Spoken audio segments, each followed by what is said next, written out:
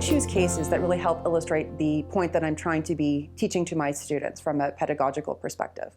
And so that means when I'm looking at cases, I try and find elements, that illustrate things like resource-based analysis or Porter's 5 forces that are going to really drive the point home to students.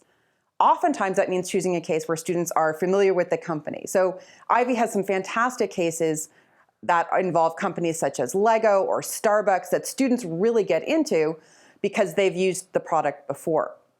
So I try and choose cases that are fun and interesting and engaging, cases that have robust exhibits, including financial information or organization charts that help make the case come to life for the students. It's really important that these students, when they go off into leadership roles after finishing my course and finishing their degree, are able to go on and see themselves in the role of a decision maker or a general manager in these cases, and cases allow me to do that in a way that straight lectures just don't.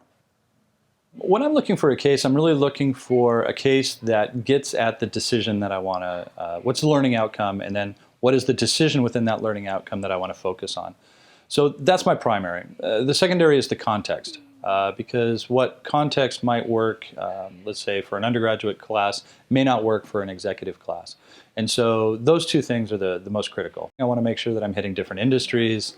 If it's an executive forum, I want a rich case that has a lot of detail around it that I can play off in different directions, or frankly allow the class to take in different directions if that's where they want to go.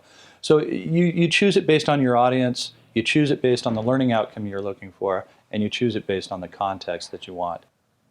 When I'm looking for a case, the first thing I do is look at my course curriculum and look for the topics that I need to cover in my course. Once I've identified what those topics are, I typically look at a number of different cases that might fit the bill. And then I usually read the teaching note first. I take a look at 3 things in the teaching note. First, I read the case synopsis. Is the situation a good fit with my topics? And is it something that students will really relate to? Secondly, I look at the learning outcomes to make sure that what's in the teaching note is actually what I want to teach. And fits with the topic and the things that I'm interested in putting forward. And then thirdly, I look at the discussion questions. Do the discussion questions actually get the students to look at the concepts and theories that I'm interested in them learning? And does it fit with the learning outcomes?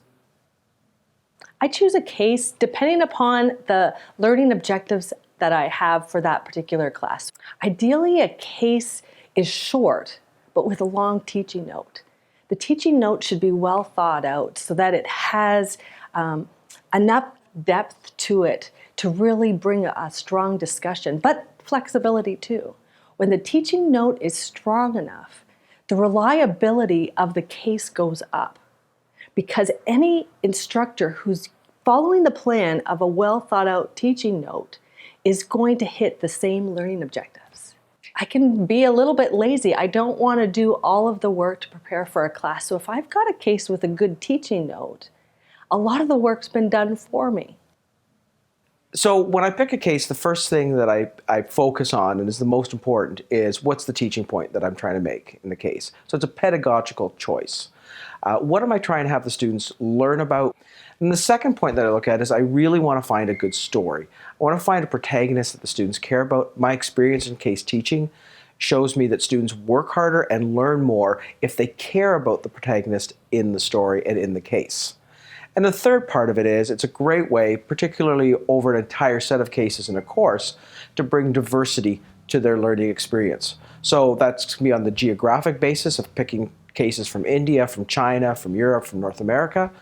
It's also, though, of different size companies and different industries with different types of leaders from different professional backgrounds. I really want a decision focus and some drama. I don't want it to be obvious what the answer is. I don't really want it to be laid out perfectly for the students. There's 3 clear alternatives. I really want there to be some mystery, some drama, so that the classroom discussion can be really rich, and I can sometimes trick them into going one way and then turn around and flip it around and create some antagonism in a polite way, a respectful way in the class around the decisions. When I look at cases, usually I approach it from a perspective of trying to achieve some specific learning outcomes. And then when it comes time to actually picking which cases to use, I look for a couple of things. One is that idea of finding a very good story that is going to capture the reader and will kind of draw them in. And I suppose I think of cases almost as a way of sneakily getting into where people are thinking deeply about things when they kind of forget that they're learning. And I guess that's why I find them so powerful.